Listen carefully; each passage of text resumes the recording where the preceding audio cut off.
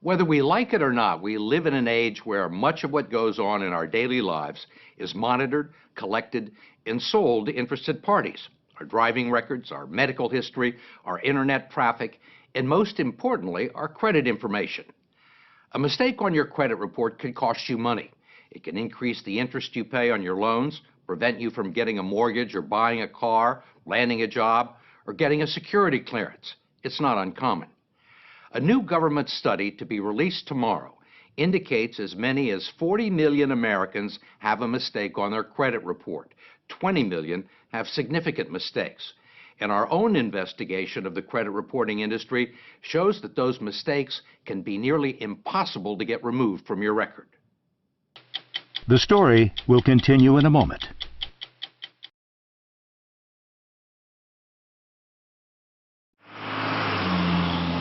Consumer credit reporting is a $4 billion a year industry dominated by three large companies, Experian, TransUnion, and Equifax.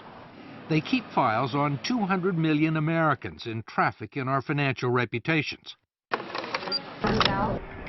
They make their money gathering information from people we do business with and selling it to banks, merchants, insurance companies, and employers, and they use it to make judgments about our creditworthiness and reliability.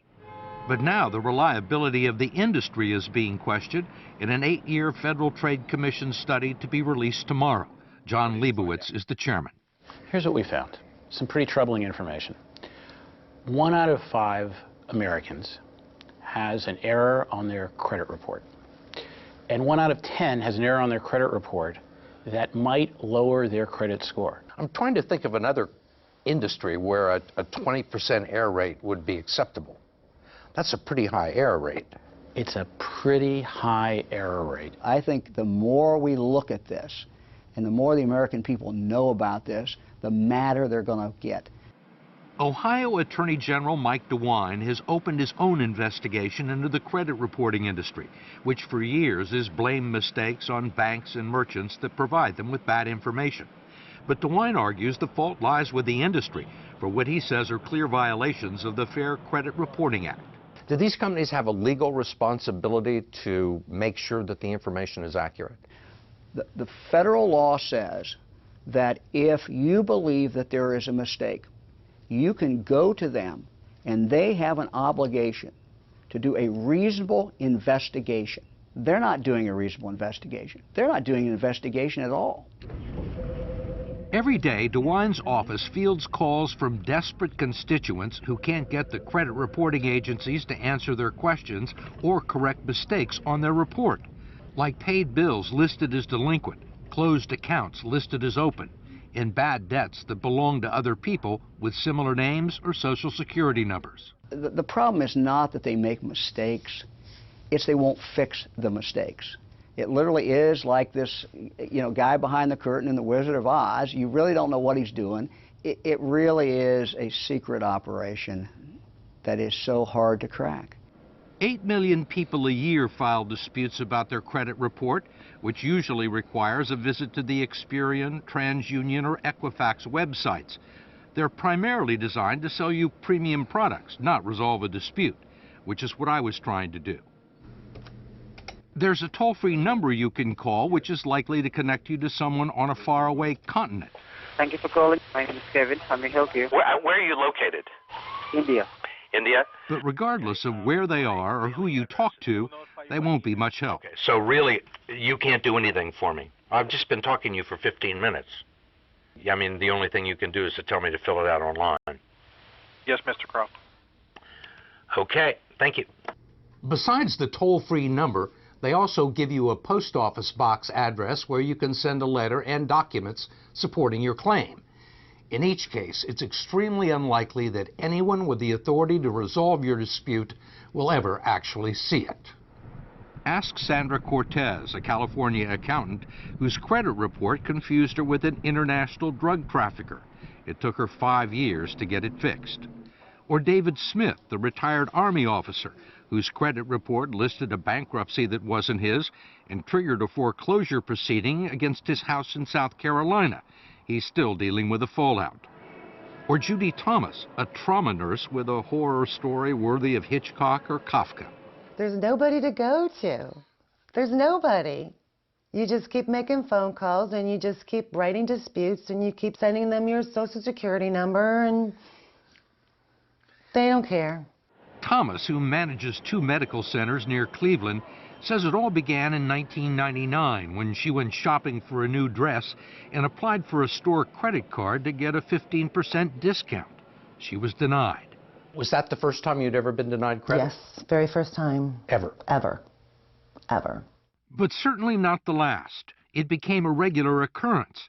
The personal credit reports she got from Experian, TransUnion, and Equifax were all clean and without blemish. Yet she kept getting rejected and couldn't find out why. I would get a consumer report and it would look fine. I would go to the bank and they would tell me, oh no, you have all this debt. But no one would tell me what was on there. They wouldn't tell you what the debt No. was? And they wouldn't give you a copy of the report No. that they had? No. It took Judy Thomas several years to discover what almost no one knows, that the credit reports the agencies send to you are different than the ones they sell to banks, merchants, and mortgage brokers. And she only found that out when a loan officer left her file on his desk and walked out of the room. And what did you see? I saw debt from Utah Medical Center. I saw debt from a veterinarian clinic in Utah. I saw collections for a Judith Kendall. Judith Kendall, not Judy Thomas. Correct. What's going through your mind? What the hell is she doing on my credit report? What the hell is her debt doing on my credit report? You think this would be very simple to get straightened out? You would think. Yeah, you would think. This is my Judy Thomas versus Judith Kendall file. Instead, it became a 6-year battle with credit agencies, requiring box loads of correspondence to try and prove that she was Judy Thomas, not Judith Kendall, all to no avail. You get a lot of time invested in this. How important are these documents? It's my life. There are logs of daily phone calls to dispute centers, hundreds of letters to Experian, Equifax, and TransUnion, even correspondence from Judith Kendall's creditors in Utah, acknowledging that the debts on her credit report aren't hers. I would get letters back from these companies saying this, in fact, is not you. You still couldn't get it off your credit report? No, I sent copies to the credit bureaus, and they would come back as mine, verified, verified.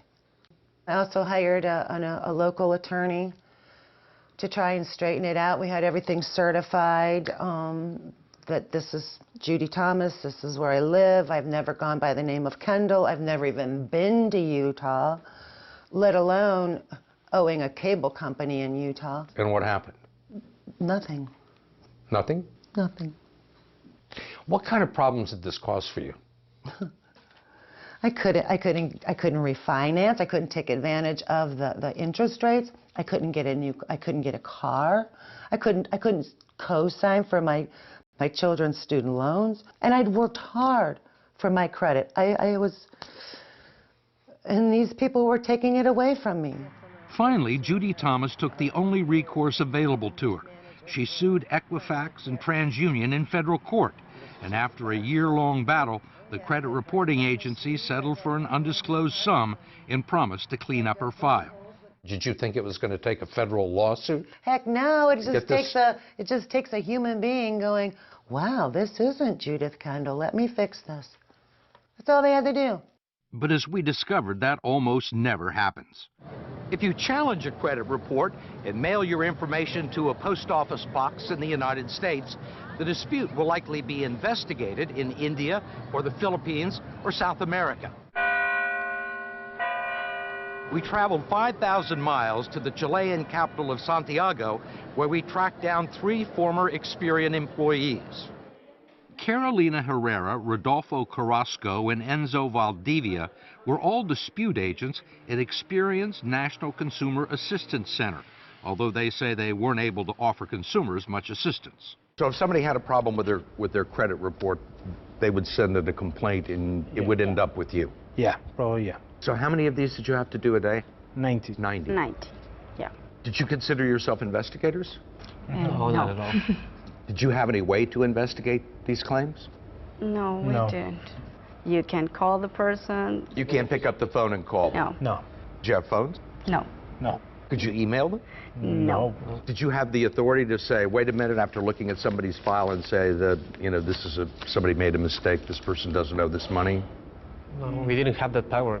All they did was read the disputes and reduce them to a 2-digit code like never late or not mine. It was then sent with a 2- or 3-line summary and no documentation back to the bank or department store that furnished the original information. If there was a difference of opinion between the creditor and the person who was filing the complaint, how was it usually resolved in favor of the creditor? Yeah. Yeah. The creditor was always right. Mostly we took for granted the word of the bank. If the bank said, hey, this guy owns $100, so it is.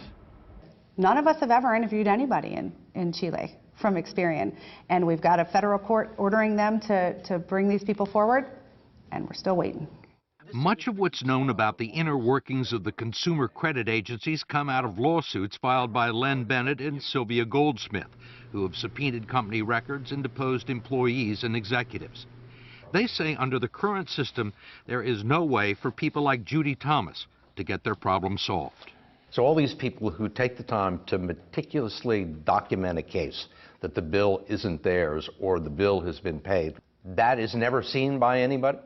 It's not seen by anyone who considers it in determining whether or not information will be removed from a credit report. It's not forwarded on to the person who has the complaint with you? No, it is never forwarded on. Never forwarded on to the creditor. We can get a jury verdict for $1 million. That's chump change to some of these bureaus. They would rather pay a verdict in $1 million than to actually go in and change the policies and procedures that they have, because that's much more expensive to them. I can say this without qualification. The dispute procedures used by the credit reporting agencies, uniformly used, completely fail to comply with the Fair Credit Reporting Act. Courts have found that. The Federal Trade Commission has found that. It's not even a close call. Ohio Attorney General Mike DeWine agreed. I think the industry is a mess, and I think the impact that has on real people is just unconscionable. You think they're breaking the law? I think they're breaking the law. There is no doubt in my mind they are breaking the law. We wanted to talk to Equifax, TransUnion, and Experian, but like most consumers, we were unsuccessful. The agencies referred us to the spokesman for their lobbying group in Washington. He, too, declined our request for an on-camera interview, but did provide a written statement, citing an industry-sponsored survey that showed 95% of its customers were satisfied with the dispute process. The industry maintains it's in compliance with federal law.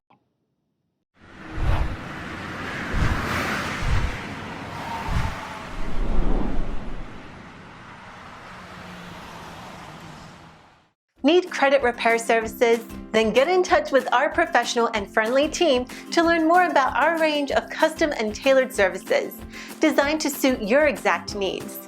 Every one of our professionals have acquired years of experience, which ensures you get the very best. Our experienced staff is waiting to hear from you and to answer any specific questions that you may have on how we can meet your needs. Just ask for a consultation and let us prove our commitment to you as we promise to maintain the highest level of quality and commitment.